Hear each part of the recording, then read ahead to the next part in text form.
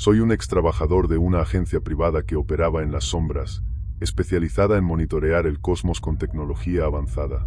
Fue durante uno de esos monitoreos rutinarios cuando detectamos una señal a través de uno de nuestros satélites experimentales.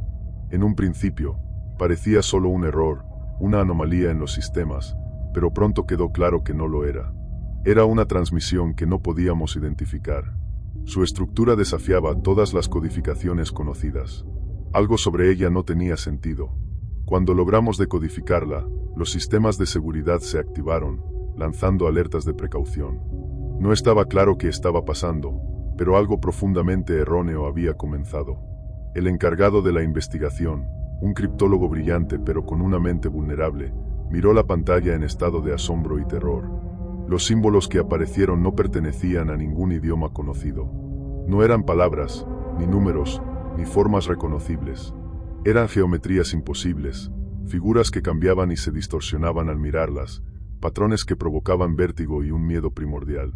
De repente, un mareo lo invadió, pero los símbolos seguían ahí, grabándose en su mente de manera indeleble.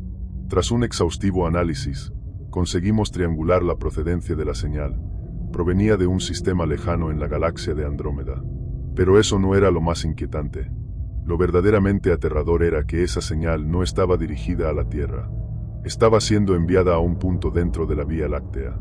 La agencia había interceptado la transmisión por accidente, y en ese mismo instante, la inteligencia detrás de la señal supo que la estábamos escuchando. En cuestión de días, los miembros del equipo que habían trabajado en la transmisión comenzaron a cambiar.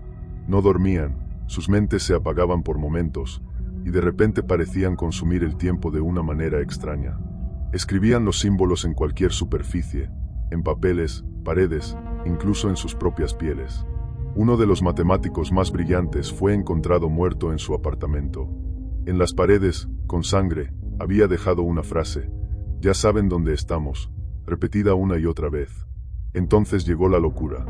Algunos investigadores desaparecieron sin dejar rastro. Otros, desquiciados, atacaron a sus propios colegas con una violencia indescriptible.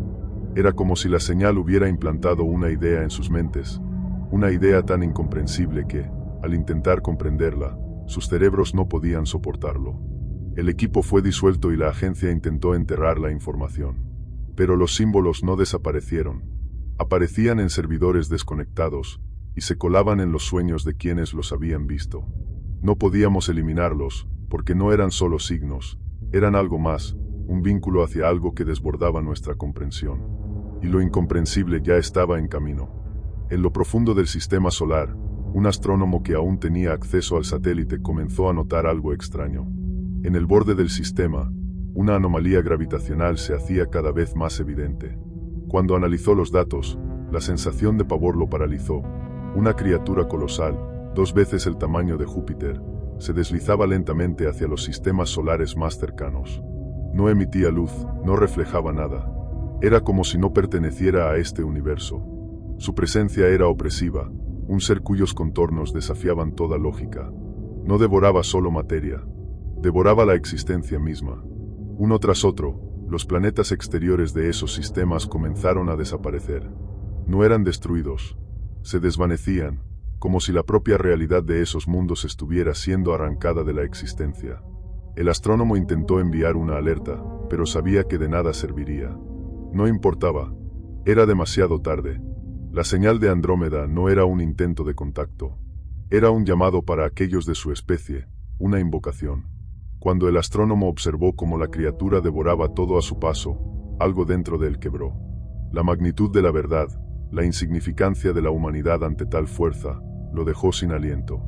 En ese instante, la desesperación lo consumió.